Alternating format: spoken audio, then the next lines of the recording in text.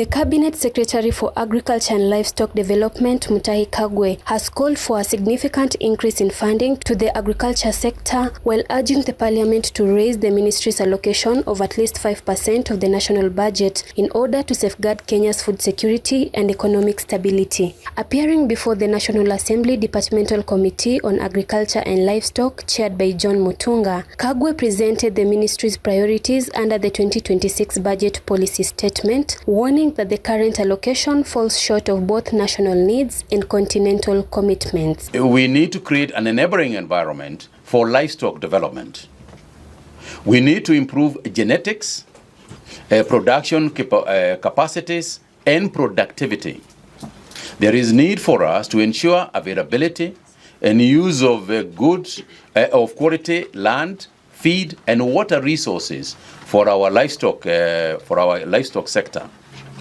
We need to enhance access to markets for livestock and livestock products. Mr. Chairman, on this one, we are happy to say that we have experienced tremendous growth, both for meat and export animals. And the need, therefore, when I spoke about moving from analog to digital, and the need, therefore, for aspects of traceability, we have got a program we are calling AniTrack, which is a system, a digital system for not just identifying, not just animal identification, but also tracing system. And we must budget sufficiently for this system to be in place. We need not only to know that we have vaccinated an animal X, but we should be able to tell where that animal is. We should be able to tell whether that animal is still alive or whether it has been sold overseas or whether that animal has been slaughtered. We need to know that information. So, Mr. Chairman,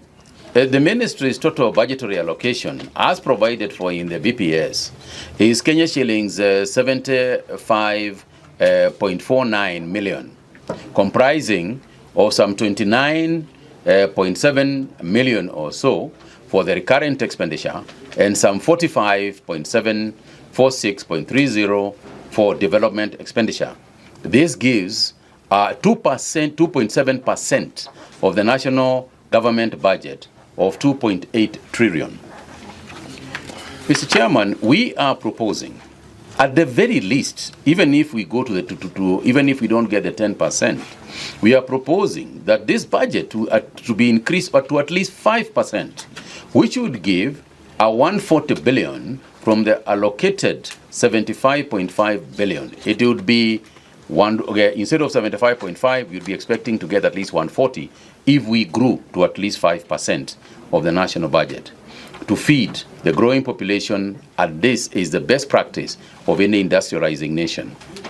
The specific programs and activities to be considered for funding under the BPS and the subsequent areas of other funding will be expounded in the presentations by the respective principal secretaries. Kagwe also told the committee that the allocation is inadequate to support a sector that contributes 22.5% to Kenya's gross domestic product and employs more than 40% of the country's labor force. Enhance competitiveness of our products, we propose that the creating of a neighboring environment through policy and legislative reforms, which I have alluded to, the strengthening of research and agricultural data management. If there is one area, Mr. Chairman, that we have really ignored as a nation, in the agricultural sector, it's research. Yet research is what can be one of the key aspects of our enhancing food productivity in terms of unit increases, in terms of more eggs per chicken, in terms of disease-resistant crops that we can produce, the varieties that we can produce. This can only come through research. And we have seen, Mr. Chairman, what has happened when we invest in it. For example, in the tea sector, we are the only country on earth that produces purple tea, and that is through research in Karo. So if we just look at that one aspect, we have now produced through Karo again 4 varieties of cashew nuts, to address the cashew nut issues that have been there. But unless we invest in research we will always be borrowing from elsewhere or copying from elsewhere.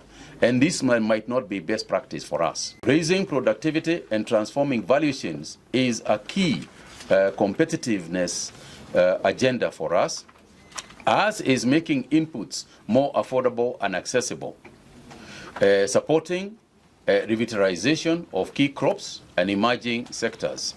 Mr. Chairman, as you know, agriculture is a devolved function, and therefore, to make the Joint Agricultural Sector Steering Committee, that is JASCOM, more effective, we need to have our ears as JASCOM, as a ministry, we need to have better coordination with the county governments. We don't really have a structure that responds in a manner that we should to county governments.